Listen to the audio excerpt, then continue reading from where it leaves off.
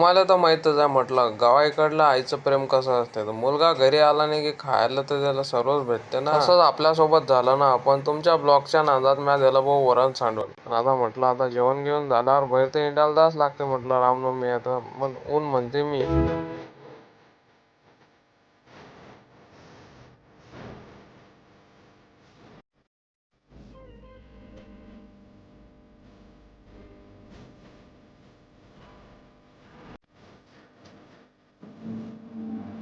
गावातून वाटत नाही की रामनवमीचा माहोल आहे. तेच पाहिजे ना आपल्याला आता बघ माहोल चालू आहे.